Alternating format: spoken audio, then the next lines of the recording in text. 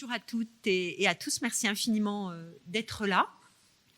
Malgré le week-end de la Pentecôte, la pluie, les sollicitudes différentes, Roland-Garros et autres choses du même genre. C'est très gentil d'être là. Je suis très heureuse d'être là pour vous présenter mon ouvrage que j'ai édité aux éditions Cohen & Cohen. Avant toute chose, je crois que je voudrais remercier Stéphane Cohen et Sandra Cohen pour la confiance qu'ils m'ont accordée, pour la commande qu'ils m'ont faite déjà, merci cher Stéphane, et puis ensuite pour la confiance qu'ils m'ont accordée. Commande qu'ils m'ont faite, qui m'a honorée, et puis confiance qui m'a tout aussi honorée, qui m'a beaucoup touchée, parce que, il faut le dire, vous m'avez laissé libre de ce que je voulais faire. Voilà. Ce qui c'est vrai, hein, on peut le dire tous les deux. Ce qui n'est pas toujours le cas avec les éditeurs. Je suis bien passée pour le dire, puisque moi-même j'édite, donc je sais bien que cette liberté n'est pas toujours accordée. Et ça, je crois que c'est quelque chose qui m'a tenu beaucoup à cœur pour cet ouvrage, parce que cette confiance et cette liberté m'ont permis d'envisager finalement l'ouvrage avec cette même liberté, de moi-même peut-être pas me mettre dans les pas entre guillemets trop automatique de la monographie. Voilà, c'est peut-être, et je crois que c'est de ce point de vue-là plutôt bien. Parce que c'est un exercice assez difficile, la monographie, évidemment, on le sait tous. Tout le monde me dit, oh, bah, c'est facile la monographie parce que vous avez déjà des catalogues avant. Alors, de ce point de vue-là, c'est pas complètement faux, notamment sur Delacroix, sur lequel, évidemment, la littérature ne manque pas, vous le savez bien, et depuis fort longtemps, vous le savez aussi bien, puisque le premier catalogue raisonné, la première tentative de catalogue raisonné de Delacroix date du début des années 1870 par le père d'Étienne Moreau-Nélaton, donc Adolphe Moreau fils, donc dès 1872, donc c'est très tôt, et qu'ensuite il y en a eu beaucoup, que ce soit celui d'Alfred Robot, ensuite le grand livre d'Étienne Moreau-Nélaton lui-même faisant suite à celui de son père, puis ensuite l'exposition de 1930. Donc il y a eu déjà énormément de choses, sans parler de toutes les publications depuis le mémorial de 1963 par Maurice Rullaz et jusqu'à la formidable exposition de Sébastien Allard et de Côme Fabre l'année dernière en 2018. Donc on ne peut pas dire que sur Delacroix, la littérature manque, ce serait tout à fait exagéré. Littérature d'ailleurs monographique, et c'est quelque chose sur lequel je vais insister, qui se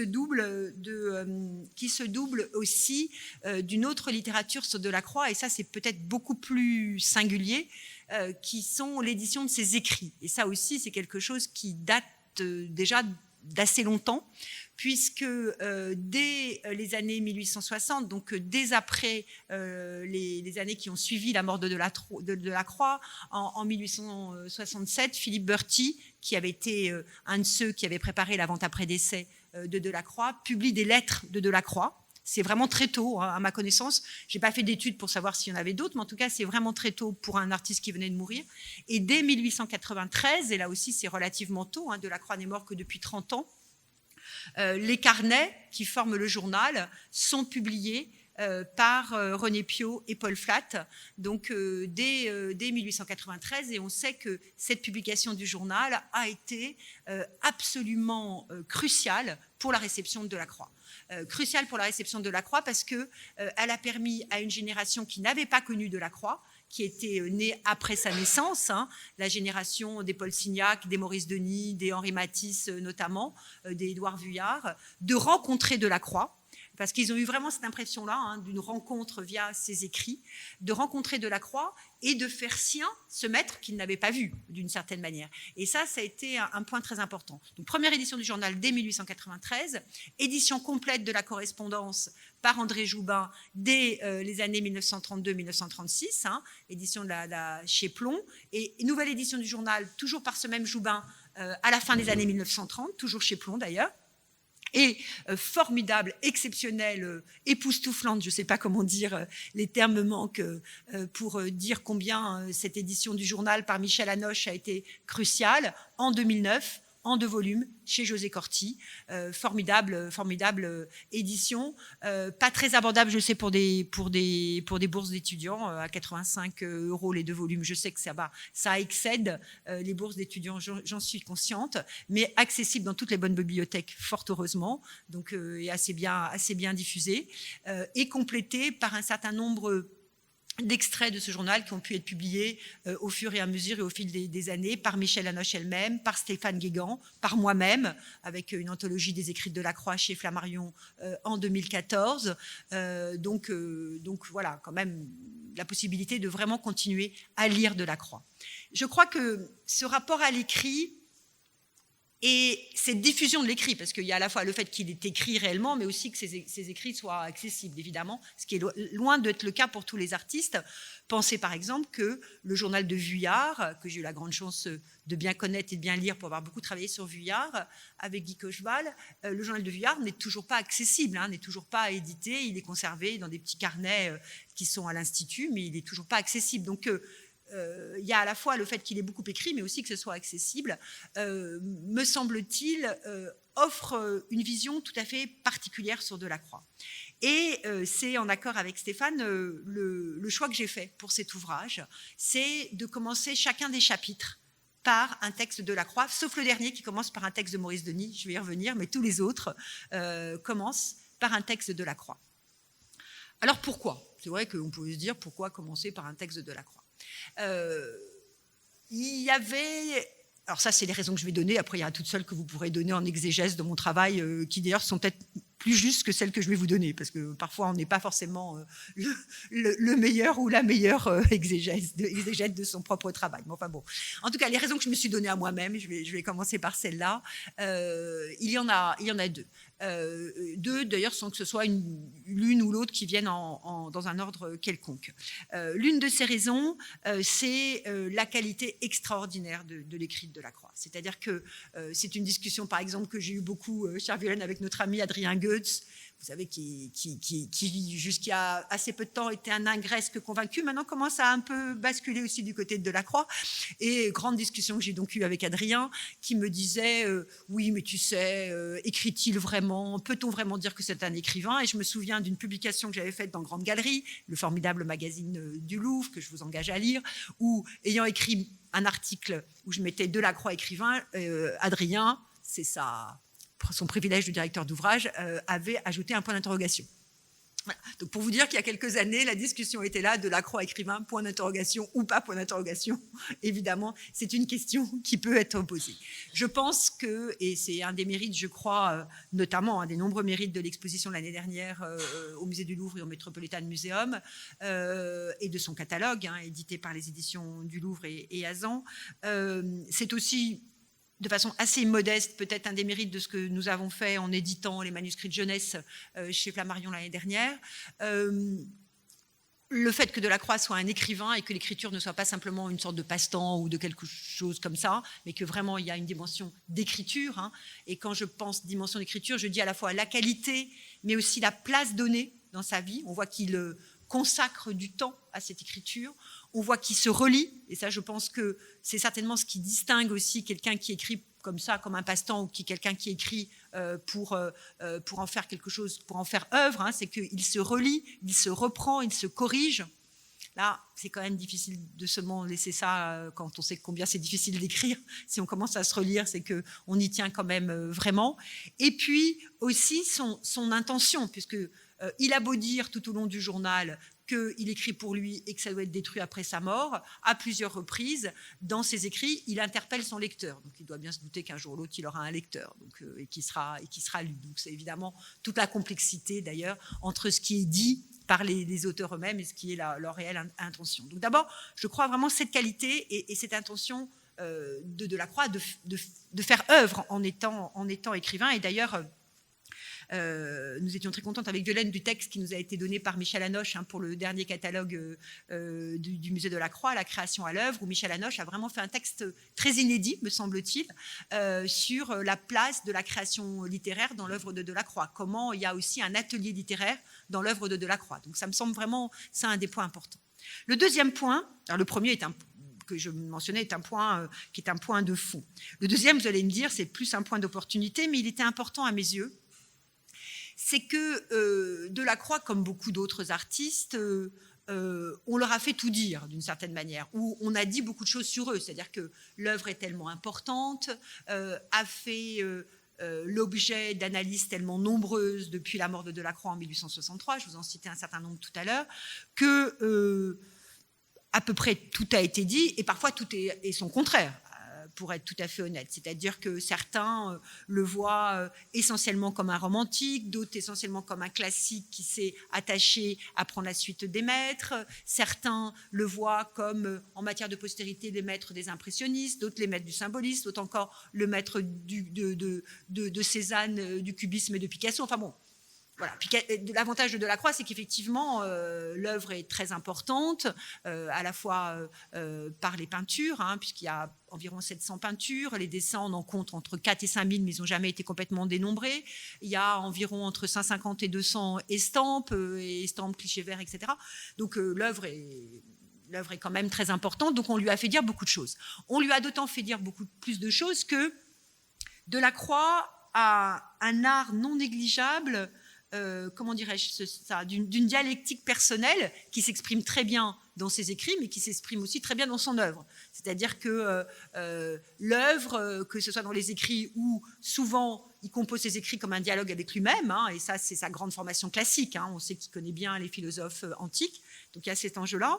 Mais dans son œuvre même, on a l'impression que ce dialogue se prolonge, puisque il arrive très souvent de reprendre une œuvre pour finalement s'en servir pour une œuvre plus tardive, et que quelque chose qui lui a servi pour Médée va lui servir pour Rebecca, alors que Médée était déjà inspiré par les massacres de Kyo, par exemple. Donc du coup, c'est compliqué, et ça permet d'ailleurs, c'est une mine pour les historiens d'art de Delacroix, parce que ça permet aux historiens d'art de chacun avoir sa théorie sans que finalement on puisse tellement dire « Ah ben non, cher ami, c'est incroyable, mais comment vous permettez-vous » Voilà. C'est toujours agréable pour les historiens d'art, une forme de liberté, vous le savez bien. Mais une fois qu'on a dit tout ça, du coup, à chacun son Delacroix et à chacun sa vérité. Et donc, c'était aussi la raison pour laquelle j'avais envie de commencer chacun des chapitres par un écrit de Delacroix, parce que du coup, je lui rendais la parole et j'évitais de me laisser prendre dans toutes les vérités tout à fait considérables et que j'estime tout à fait, loin de moi, au contraire, de ne pas considérer ce qui a été écrit avant moi, bien, vraiment, c'est pas du tout ce que je pense, mais du coup, de ne pas être obligé de superposer les différents jugements qui ont pu être faits par mes prédécesseurs et qui étaient de très grande qualité. Et ce que je dois dire, et Stéphane le sait, mais ce n'est pas forcément évident en lisant le livre, c'est qu'on aurait pu imaginer que j'avais trouvé l'extrait après avoir écrit. C'est-à-dire on pourrait se dire, bon ben voilà, Dominique de Fonréau, elle connaît bien son Delacroix, donc elle écrit son texte, et puis elle nous trouve l'extrait qui va bien avec son texte. C'est vrai que j'aurais pu faire ça, parce que je connais suffisamment bien mon Delacroix pour faire ça, mais ce n'est pas ce que j'ai fait, à vrai dire. Puisque ce n'est pas ce que je voulais faire, donc c'est pour ça que ce n'est pas ce que j'ai fait. En fait, j'ai choisi les extraits, et après, seulement, j'ai écrit. C'est-à-dire, c'est ça qui, je pense aussi, m'a guidée. Et j'ai trouvé ça, et je remercie à nouveau vraiment Stéphane pour cette liberté, parce que ça, c'était une vraie liberté, qui est un peu iconoclaste pour un historien d'art, parce que c'est normalement pas exactement comme ça que nous travaillons. Mais autant le plan, on l'avait arrêté ensemble et assez tôt, le plan, je me souviens plus d'ailleurs exactement quand, mais on l'avait arrêté ensemble et assez tôt. Il n'a pas d'ailleurs tellement bougé. À la marge, il y a un chapitre qui a pu bouger d'ordre, mais enfin ça, c'est pas non plus très grave, mais il a à peu près pas bougé.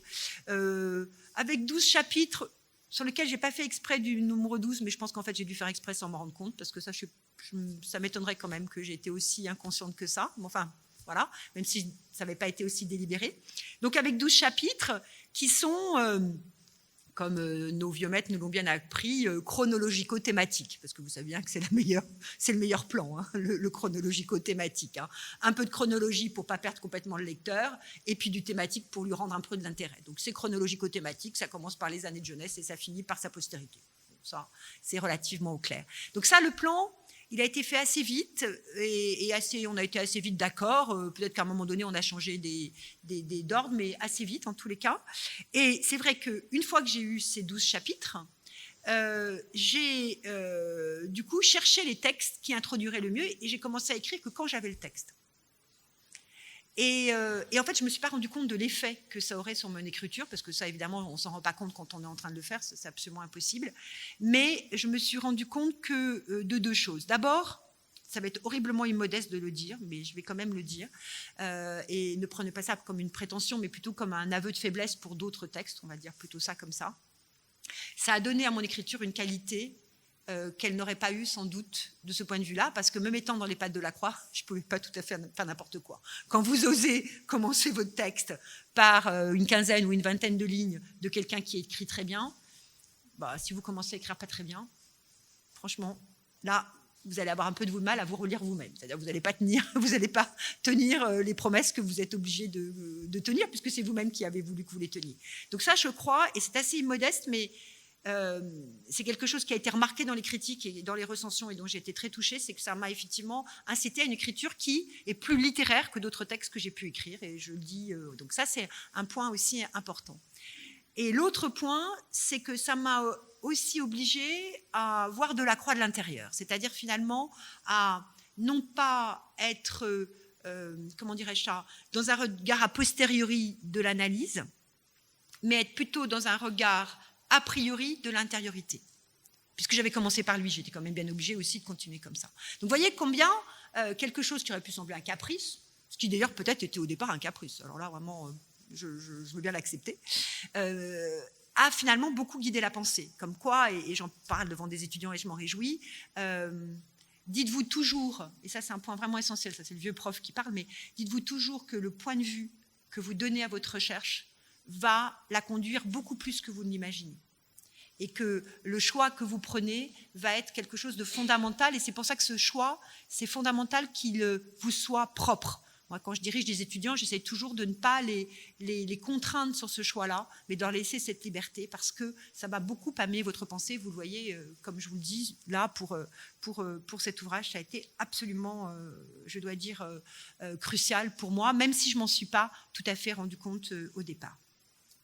Donc, ça m'a donné aussi, et c'est peut-être un point aussi important, ça m'a donné aussi encore plus de liberté, parce que commencer par Delacroix lui-même me permettait aussi, non pas de m'affranchir de ce qui avait été écrit auparavant, ce que je n'ai d'ailleurs pas fait, mais me donner une forme de liberté par ce qui avait été écrit auparavant, ce qui était aussi important, parce que sinon, je vais vous dire, si c'était pour plagier ce qui avait déjà été écrit très très bien, soit par Moreau Laton, soit par Maurice Cérulaz, soit plus proche de nous, par Barthélemy Jobert ou par Stéphane Guégan, franchement, ça n'avait pas beaucoup d'intérêt, à vrai dire, autant à ce moment-là que je reprenne ces éléments-là et qu'on en reste là. Donc, voilà comment ma pensée était guidée. Alors, 12 chapitres, excusez-moi, commencer à chaque fois par un texte de Delacroix, et la volonté, et ça me vient d'un artiste qui m'est cher, dont je parlais hier, la volonté de commencer par les débuts, ce que nous avions fait pour Gustave Courbet en 2007, où nous avions, pour ceux d'entre vous qui l'avaient vu, commencé par une première salle très importante sur les œuvres de jeunesse. Et je voulais là aussi, pour Delacroix, commencer vraiment aussi au début. Les débuts d'un artiste qui sont souvent pas toujours très considérés. Ça, c'est une des faiblesses de l'histoire de l'art, c'est que on a un peu tendance à penser que les débuts sont moins importants, que la fin, c'est un peu aussi un effilochage, et à se concentrer sur la maturité. Et c'est vrai que ce que nous avions entrepris avec Laurence Descartes sur Courbet m'a renforcé ma volonté de vouloir faire vraiment prendre d'un intérêt fort pour les débuts d'un artiste. Donc la place accordée relativement au début de Delacroix est très importante dans ce livre par rapport à ce que ça a pu être fait auparavant. C'est un chapitre relativement long et sur finalement vraiment ses débuts. Début d'ailleurs sur lequel, puisque c'était mon idée, je suis revenue par rapport à ses écrits. C'est-à-dire que du coup, j'ai écrit ses débuts par rapport à ce que lui-même en écrivait. Et en essayant de peut-être mieux comprendre la place de ce jeune Delacroix dans cette famille. Alors, la famille de Delacroix, c'est en fait pas très simple quand on y réfléchit.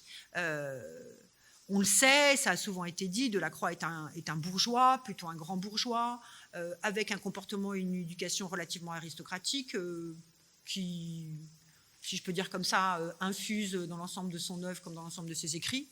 Ça, je pense qu'il a conscience d'appartenir à une classe privilégiée et pour lui, il n'y a pas d'enjeu par rapport à cela.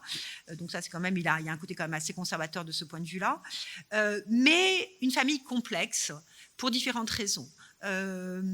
D'abord, dans la place de Delacroix, et sans faire en faisant de la psychanalyse de bazar, au contraire, puisque je ne peux faire que de la psychanalyse de bazar à ma position, un Delacroix qui naît très tardivement par rapport à ses frères et sœurs aînés. Hein. Ils ont son plus jeune frère avant lui a 15 ans de plus que lui, et son frère aîné Charles et sa sœur aînée Henriette ont déjà quitté le foyer quand il naît, donc vraiment des frères et sœurs très âgés par rapport à lui, donc un enfant un peu solitaire, et un couple qui certainement ne s'entendait pas très bien, en fait, hein, à la fois Charles Delacroix et Victoire Delacroix, donc né Euben, issu d'une grande dynastie d'ébénistes, nous le savons bien. Quelque chose d'assez complexe. Ce qui m'a un tout petit peu mis la puce à l'oreille, c'est le fait, par exemple, que les deux époux ne sont pas enterrés au même endroit. Charles est à Bordeaux, Victoire est au Père-Lachaise, donc voilà, bon, ça dit des choses quand même, hein, c'est toujours un tout petit peu étrange. Et puis le fait aussi de tout le questionnement sur la naissance de Delacroix et sur sa paternité. Talleyrand, Ornotte, Talleyrand, qui est toujours à peu près la première question qui m'est posée quand je parle de Delacroix, Talleyrand, Ornotte, Talleyrand, sur lequel je réponds toujours de la même façon, c'est qu'à la limite, je n'en sais rien et on ne va pas aller déterrer ces pauvres gens pour faire des tests ADN, je trouverais ça assez cruel et un peu ridicule. Ce qui est simplement amusant, c'est que Delacroix lui-même en jouait de cette idée, Talleyrand, Ornotte, Talleyrand, et donc de la filiation avec la très très très grande aristocratie, parce que ça, Talleyrand, c'est la très très grande aristocratie, donc ça c'est assez amusant. Mais néanmoins, le fait que la rumeur de Talleyrand, Ornotte, Talleyrand, elle existait au moment de la naissance de Delacroix. Donc ça, c'est quand même quelque chose, c'est pas quelque chose qui a été dit a posteriori. Donc ça aussi, ça dit quand même un couple qui n'est pas forcément le plus uni du monde. Et donc une certaine complexité. Et Delacroix ne le dit pas comme ça, mais dans un texte qu'il publie en 1853 et qui a été ensuite abondamment payé par Alexandre Dumas pour la monographie qu'il a écrite sur Delacroix en 1865, un enfant dont on sent qu'il sent les difficultés dans sa famille et qu'il les exprime comme il le peut, mais avec les difficultés qu'il peut. Donc ça me semblait important. Donc quelque chose de difficile, c'est-à-dire un enfant qui a une enfance relativement à la fois très choyée d'un point de vue social et d'un point de vue financier, mais complexe d'un point de vue affectif, et on sait bien que c'est ce qui compte le plus, hein, plutôt que l'argent. Et puis un enfant qui est orphelin à 14 ans aussi. C'est aussi quelque chose qui est assez difficile. Donc, qui se retrouve tout seul et avec une sœur, Henriette de Verninac, qui est sa tutrice, mais qui, à ce moment-là, a autre chose à faire parce que son mari, non seulement la trompe, ça, je pense qu'elle s'en accommodait bien, mais en plus la gruge et la spolie. Donc ça, elle s'en accommodait plus mal. Donc, elle a autre chose à faire que de s'occuper du petit frère, qui flotte un peu à ce moment-là tout seul. Et donc ça, je pense que ça a profondément marqué Delacroix, évidemment. Comme l'a aussi profondément marqué le fait d'être le fils de quelqu'un qui a progressé socialement et de quelle manière, hein. Il a été ministre des Affaires extérieures avant Talleyrand, il a été préfet des Bouches-du-Rhône, préfet de la Gironde, donc vraiment des postes très importants évidemment, progressé grâce à la Révolution française. De ce point de vue-là, le père de Delacroix est exactement équivalent au père de Victor Hugo, au père d'Alexandre Dumas ou à celui d'Alfred de Musset. D'ailleurs, si ceux-là se retrouvent, c'est qu'ils sont, comme Musset l'a dit, tous eu l'impression d'être nés trop tard dans un monde déjà trop vieux et que leur père avait conduit des combats qu'ils ne pourraient pas mener puisqu'ils n'étaient pas à leur place. Ça, c'est important, mais je ne suis vraiment pas la première à le dire, et Stéphane Guégan notamment le dit tellement bien que je vous en renverrai aux écrits de Stéphane, mais ça, c'est important parce que les révolutions picturales, littéraires ou théâtrales qu'ils mènent sont vraiment fondées sur le fait qu'ils ont l'impression que la révolution, la vraie, elle a déjà été faite par leur père. Donc ça, évidemment, c'est un point essentiel. D'ailleurs, Talleyrand ou notre Talleyrand, même s'il joue avec cette idée, notre ami Delacroix, il reconnaît toujours Charles Delacroix comme son père. Ça, et il est, par exemple, notamment héritier de sa bibliothèque, ce qui est un point très important. Donc pas mal de temps sur ce premier chapitre, et puis ensuite des chapitres le deuxième qui déroule aussi d'un point de vue chronologique avec les audaces d'un jeune peintre, hein, et l'idée de comment Delacroix devient lui-même en fait, hein, comment Delacroix devient Delacroix avec les premiers salons et les premiers combats. Et ensuite quelque chose qui est à la fois chronologico-thématique, relativement, alors là pour le coup je crois habituel, dans lequel j'ai voulu à la fois considérer toutes les facettes de l'art de Delacroix, puisque Delacroix était non seulement peintre et écrivain, je le disais tout à l'heure, mais aussi dessinateur et graveur et lithographe, ce qui n'est pas rien, tous ne le sont pas, vous le savez bien. Un dessinateur non connu de son temps, puisqu'il ne montrait pas ses dessins, et la vente après décès en 1864 a été la révélation de Delacroix dessinateur. Imaginez, ça aussi c'est quelque chose qui est intéressant, c'est que quelqu'un qui meurt avant la mort de Delacroix, enfin avant 1864, ne sait pas que Delacroix était dessinateur. C'est une révélation cruciale pour la génération des Degas, des Cézanne, puis ensuite des Maurice Denis, des Matisse ou des Picasso, Delacroix dessinateur. J'ai voulu consacrer un chapitre à chacune de ces facettes, au dessin, à l'estampe, et ça n'a pas forcément toujours été considéré, à l'estampe et bien sûr aussi à l'écriture. Et donc ça, c'est quelque chose que l'on trouve dans l'ouvrage. Qu'on trouve aussi dans l'ouvrage, mais ça c'est quelque chose, ceux qui me connaissent bien savent que c'est quelque chose qui m'intéresse toujours. On trouve l'avant et on trouve l'après, parce que mon goût de l'histoire de l'art vient d'un goût de la transmission et vient du fait que quand on est un artiste, on est toujours tributaire des maîtres qui sont avant vous et on est toujours le maître de ceux qui vous suivent et que c'est comme ça que fonctionne l'histoire de l'art aussi. Et c'est certainement d'ailleurs pour moi une des choses les plus passionnantes, c'est quand j'arrive à trouver les sources d'une œuvre. C'est toujours assez passionnant. J'ai toujours l'impression d'un eureka, d'un petit eureka, vous me direz, mais quand même d'un eureka personnel que j'aime toujours beaucoup. Et Delacroix, de ce point de vue-là, il est crucial. Et je me suis mise dans les pas d'un catalogue qui était cher, Violaine et moi aussi, qui était copié-créé. La magnifique exposition que Jean-Pierre Cuzin avait organisée, qui est vraiment une magnifique exposition et dont j'aimerais bien qu'on fasse un jour quelque chose comme ça, parce que c'était vraiment magnifique, qui était vraiment une splendide idée, c'était de montrer comment le Louvre, qui s'était d'ailleurs ouvert pour cela, avait été pour les artistes une mine de références et une mine d'études et de copies.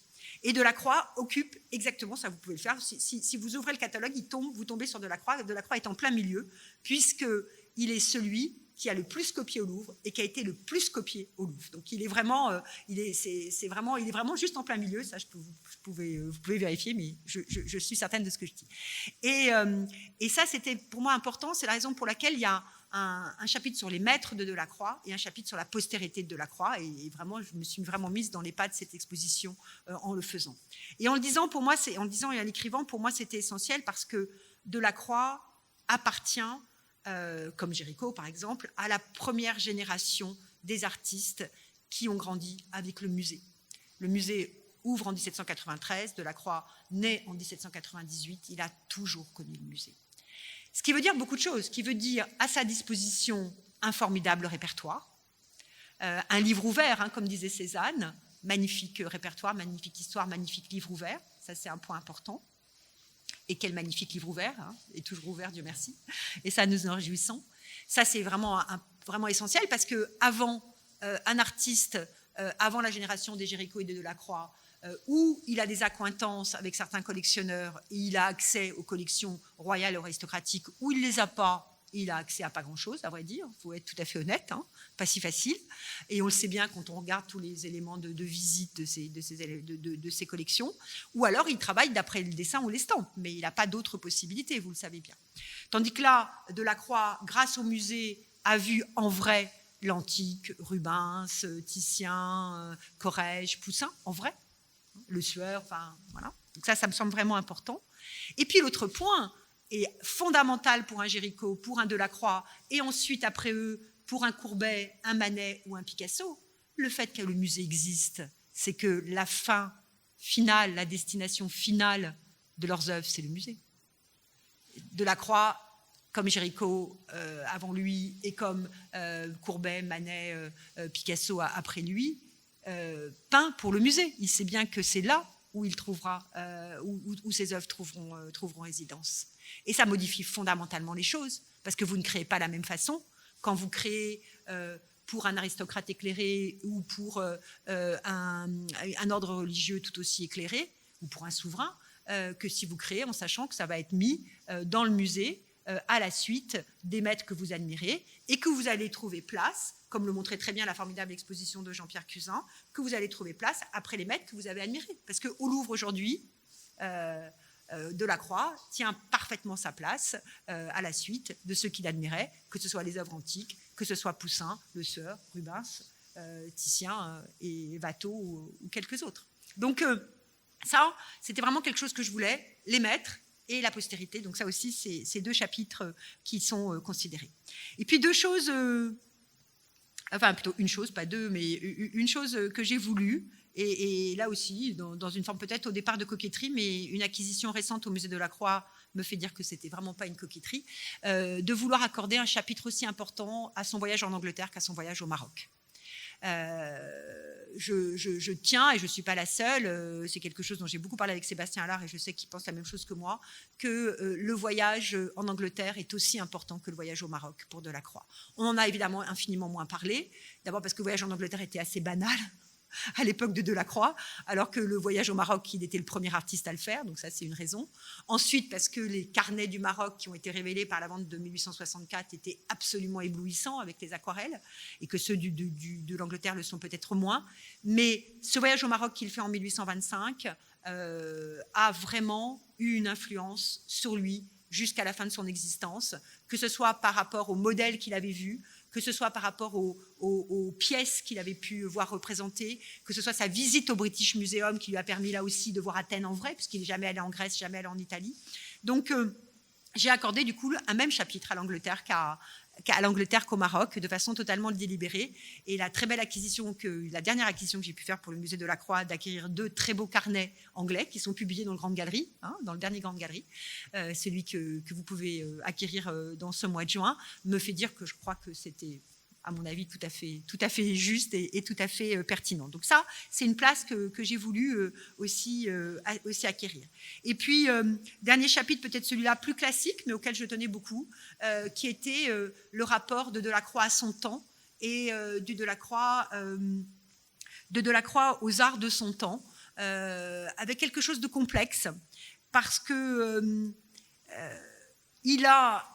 Et je crois qu'on le sait tous, il a un véritable intérêt pour la création artistique, pour la peinture, mais pour la littérature, la poésie, le théâtre, la musique, l'architecture, l'estampe. Donc vraiment, c'est quelqu'un qui a un vrai intérêt pour les autres arts.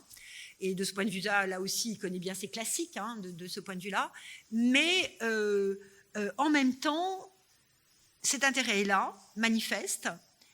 Mais en même temps, il est toujours rendu un peu complexe par le fait que, dans ses écrits théoriques notamment, et dans son projet de dictionnaire des beaux-arts, il rend toujours à la peinture la première place. Donc c'est toujours assez complexe parce qu'on sent qu'il a un véritable intérêt pour la littérature, la musique, le théâtre, la poésie, ça c'est tout à fait évident, mais tout en, à chaque fois, défendant la peinture. Donc c'est assez compliqué parce que, du coup, dans ses admirations, elles sont réelles pour les autres, et notamment pour ses contemporains, elles sont réelles, je vais y revenir. Mais elles sont toujours amoindries, sans doute un terme un tout petit peu trop fort, mais elles sont toujours un tout petit peu dévaluées dans son esprit par le fait que c'est quand même la peinture qui est l'art majeur et vraiment l'art maître d'une certaine manière. C'est ça qui est assez compliqué chez Delacroix dans ses jugements esthétiques, parce qu'il admire, mais jusqu'à un certain point, et le nombre de fois dans son journal est émaillé de plaidoyer pro domo pour la peinture, il faut le dire, où il fait mine, où il s'intéresse peut-être vraiment, mais où il fait mine de s'interroger sur les vertus de la musique comparée à la peinture, de la poésie comparée à la peinture, du théâtre comparé à la peinture, et puis à la fin, c'est toujours la peinture qui gagne quand même. Donc c'est assez compliqué ces jugements esthétiques, du coup, à lire.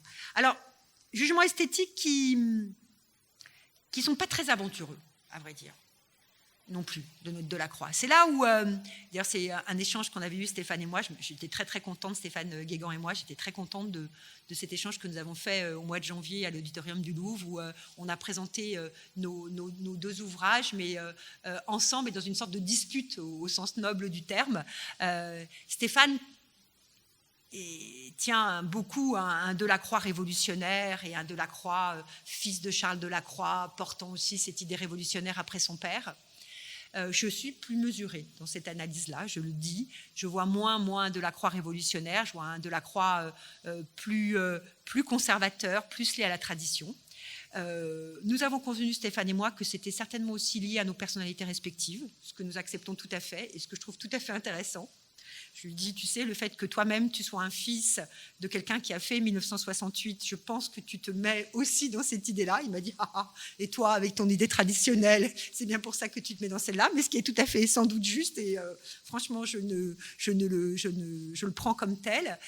Mais néanmoins, c'est vrai qu'au-delà de nos postures à l'un et à l'autre, je vois quand même un Delacroix plus traditionnel, et notamment dans ses goûts. Hein. Dans ses goûts musicaux, il préfère Mozart à Beethoven, de façon tout à fait évidente. Hein.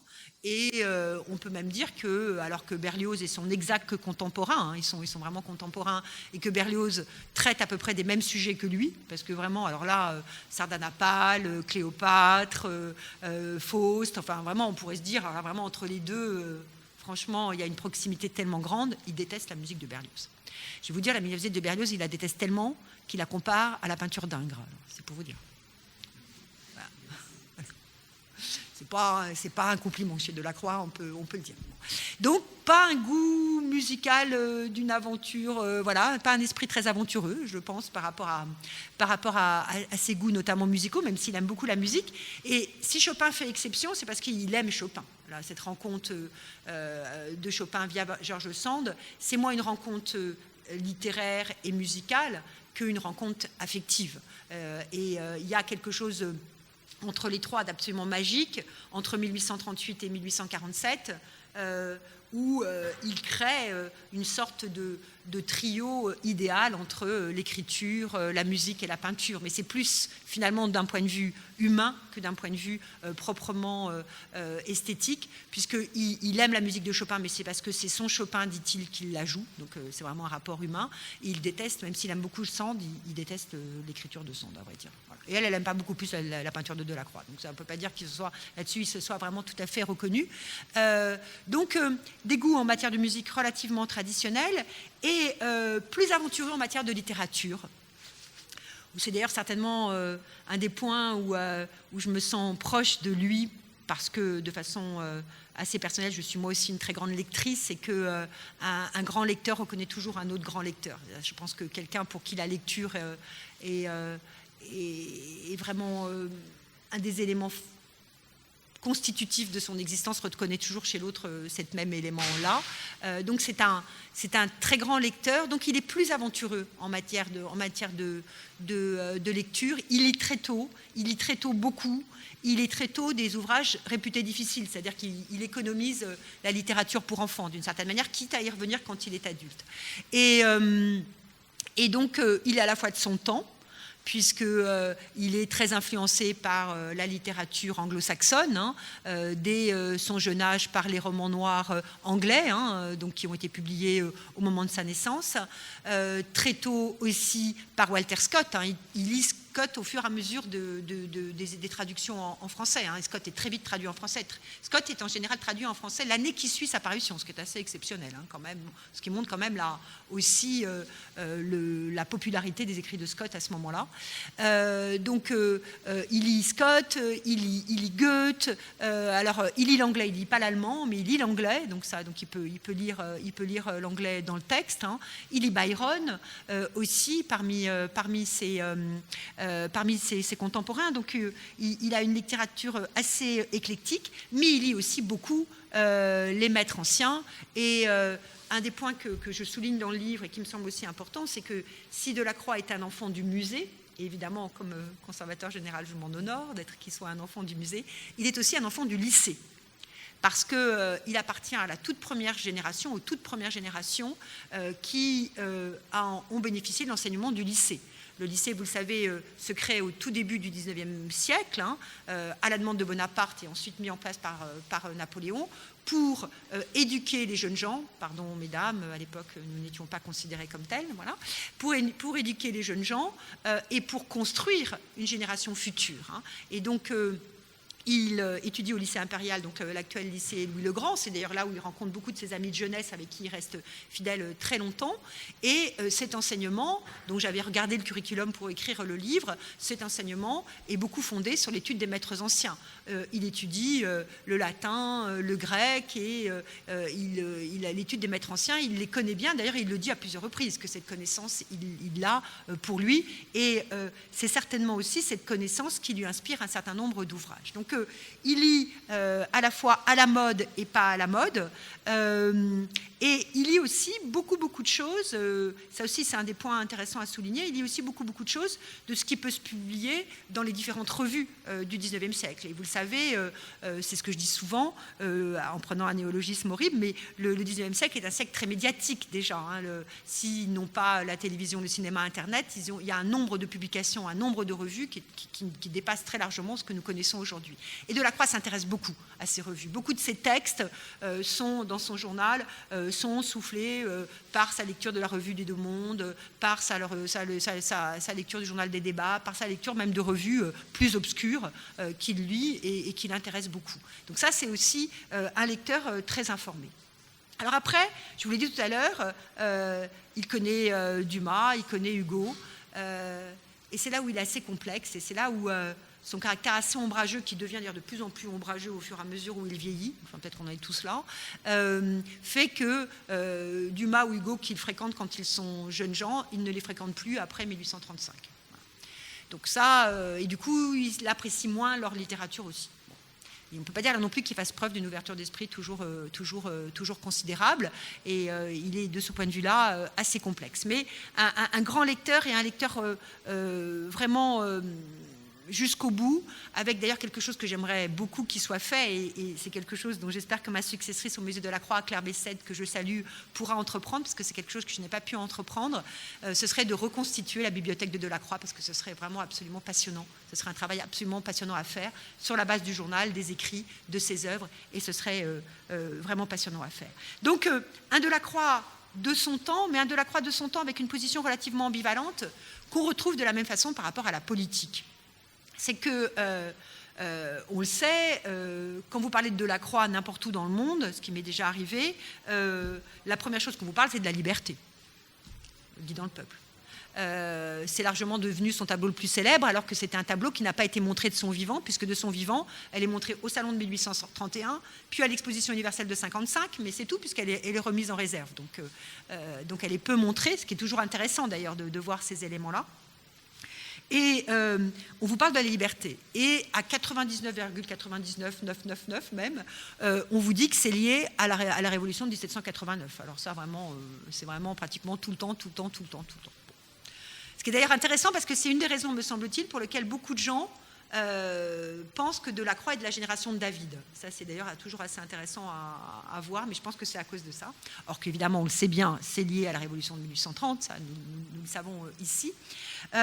Mais pour autant, et ça m'avait valu, d'ailleurs avec Stéphane, on avait été tous les deux, Stéphane Guégan, censurés pour un reportage de France 2, d'être censurés tous les deux, parce que nous ne voulions pas dire que Delacroix était sur les barricades, et le journaliste, ça l'agaçait, donc il nous avait coupé. Moi, je lui avais dit, vous savez, monsieur, comme journaliste, vous pouvez dire ce que vous voulez. Moi, comme historienne de l'art, ça m'ennuie de dire quelque chose qui ne soit pas vrai. Mais voilà. Bon, ça, du coup, donc j'avais été censurée. C'est pas très grave, hein, je m'en suis remise, évidemment. Donc, il n'est pas du tout sur les barricades. C'est là vraiment pas du tout. Et d'ailleurs, c'est ça qui est intéressant, c'est qu'il n'est pas sur les barricades, et c'est la raison pour laquelle il fait une grande œuvre qui associe des éléments tels qu'ils se sont passés, mais aussi cette dimension allégorique stupéfiante. Cette dimension allégorique proprement stupéfiante, de mettre cette femme plus grande que nature à côté des hommes qui ont combattu et à côté des cadavres. Donc ça, c'est vraiment un des points absolument incroyables, qui lui vient de Rubens, comme souvent. Hein. Son modèle, c'est la Galerie Médicis, hein, qui associe l'allégorie et des événements réels recomposés par Marie de Médicis, comme nous le savons tous, mais enfin quand même, avec quand même un fond de réalité. Et qui est un procédé qui ensuite, alors là, a fait Florès, que ce soit, nous le savons bien, chez Courbet lui-même, même si Courbet s'en gardera de le dire, mais l'atelier, malgré tout, tient un tout petit peu de la liberté, évidemment, l'atelier du peintre de 1855, chez Courbet, chez Manet, ô combien, qu'il le dit déjà un peu plus, ou chez Picasso, qu'il le dit beaucoup, hein, cette filiation-là. Donc,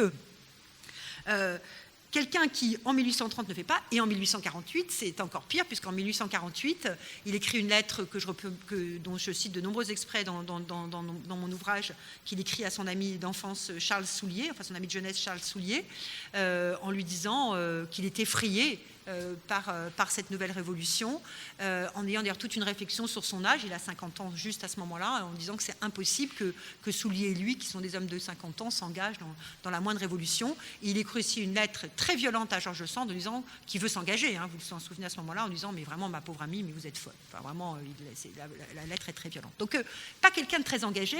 Et politiquement, il est bonapartiste, mais parce que sa famille il est bonapartiste comme papa, enfin pardon, c'est de le dire, il n'est pas bonapartiste par courage, il est bonapartiste comme papa, et sa position est très différente de celle d'un Hugo, même si je ne suis pas là pour en parler aujourd'hui, mais j'aime bien mon Hugo et je le connais assez bien, même si on sait bien que l'exil de Hugo tient à plein de choses et pas seulement non plus à sa détestation de Napoléon le Petit, comme on le sait bien, mais enfin bon.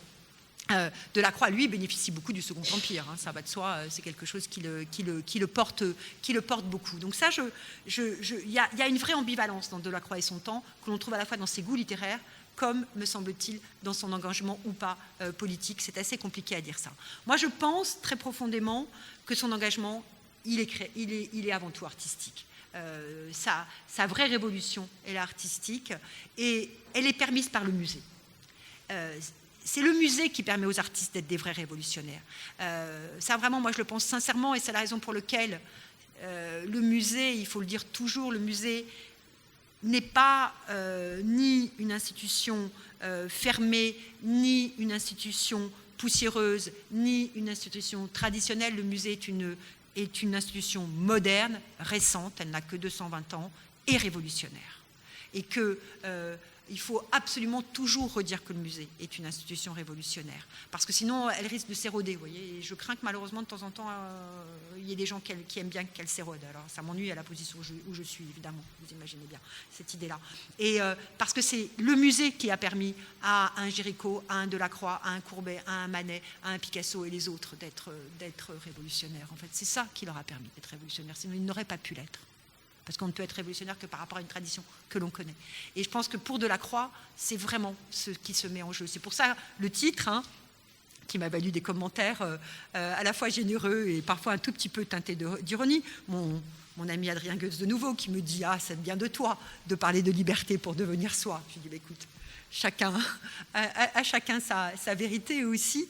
Mais je pense que cette liberté d'être soi, c'est vraiment profondément ce qui a animé Delacroix, et ça me semble effectivement très important.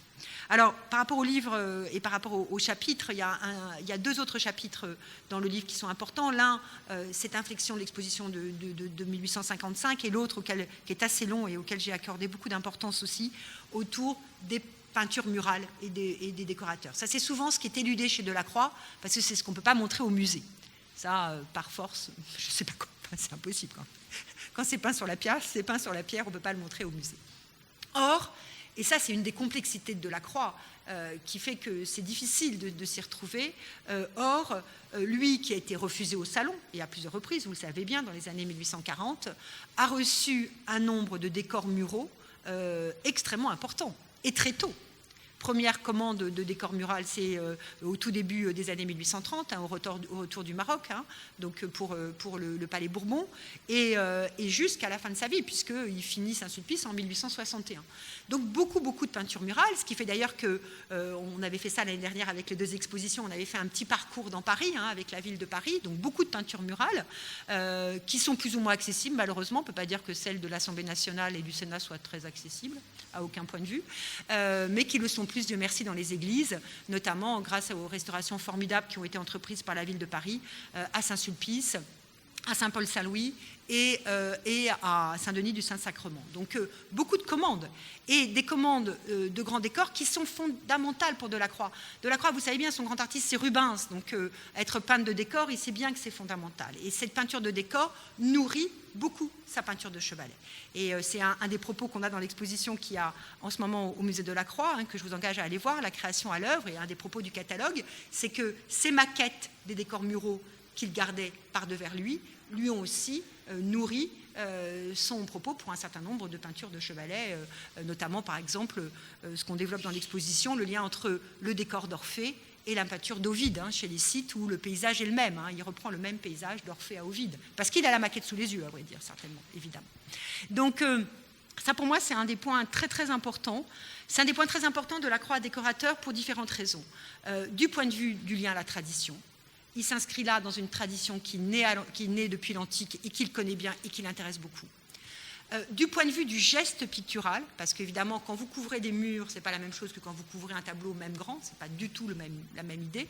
Et moi, pour avoir suivi au jour le jour la restauration de Saint-Sulpice, quand on voit le nombre de mètres carrés couverts par un seul artiste, on voit bien que là, il y a un défi tout à fait considérable, un défi de vie, de talent, mais aussi de main, et ça me semble extrêmement important.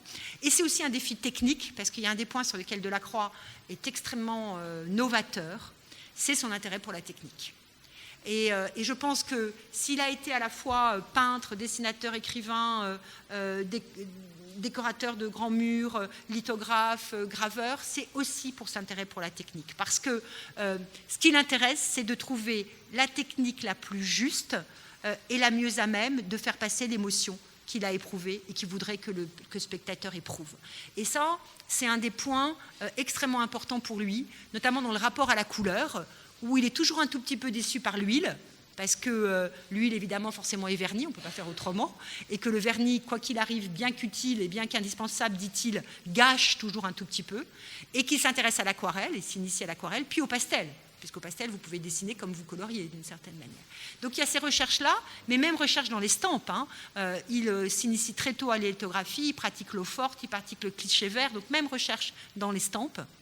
Et même recherche pour ses décors muraux, puisque, et c'est un des points qui est aussi développé dans l'exposition qui a lieu à Delacroix en ce moment, au musée Delacroix en ce moment, il s'essaye à la fresque au moment de son premier décor, de la commande de son premier décor mural en 1833. Donc vous voyez, quelque chose qui est très important et qui guide de nouveau une aventure d'écriture qui est son projet de dictionnaire des beaux-arts, de dictionnaire théorique des beaux-arts, et dont il écrit qu'il veut en faire un dictionnaire de l'intérieur, un dictionnaire du point de vue du peintre, du point de vue de l'artiste, et qu'il peut le faire parce qu'il a cette très grande maîtrise technique et cette très grande curiosité technique. Donc ça, c'est aussi quelque chose à laquelle je rends grâce dans le livre. Le livre, il est là. Je vais peut-être demander à Pierre-Yves de le prendre, peut-être de le faire passer. Je ne sais pas si tu veux bien, mais je crois qu'il faut aussi qu'on arrête. Je sais, tu me rappelles sur l'heure. Il est magnifiquement illustré grâce à vraiment des reproductions époustouflantes. Merci infiniment, cher Stéphane Cohen, pour cela. Je vais faire une petite dédicace dans le Salon du Livre, donc vous pouvez venir me rejoindre si vous voulez. Et comme je crois qu'il est l'heure, peut-être que vous pouvez me poser des questions sur le Salon du Livre de manière à laisser nos successeurs de pouvoir occuper le lieu. Et je voulais remercier d'être venus si nombreux. J'ai un peu de temps. Il n'y a pas de temps. Il n'y a pas de conférence. Alors on peut rester ici pour les questions si vous en avez. Merci infiniment. Est-ce qu'il y a des questions ou des remarques ou des avis ou ce que vous voulez, ou des contradictions, enfin comme vous avez envie. Oui, Pierre-Yves.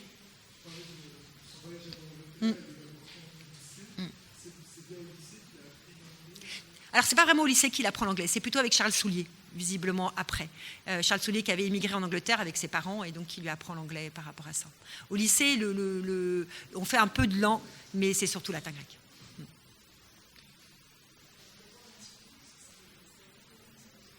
Merci, c'est gentil. Oui, j'apporte sur l'arbor de la photographie aussi. Oui, absolument. Oui, absolument. Je ne l'ai pas cité. Vous voyez, c'est un oubli assez intéressant, mais oui, bien sûr, je l'aborde aussi.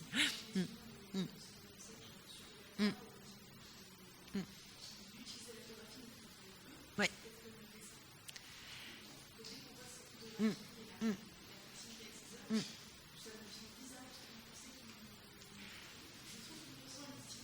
Alors, par rapport à la photographie, c'est plus complexe que pour le dessin. Le dessin, moi, je le rapproche vraiment de l'écriture. Il y a vraiment un travail mémoriel dans le dessin, comme pour l'écriture, en fait. Ce sont des notes pour lui.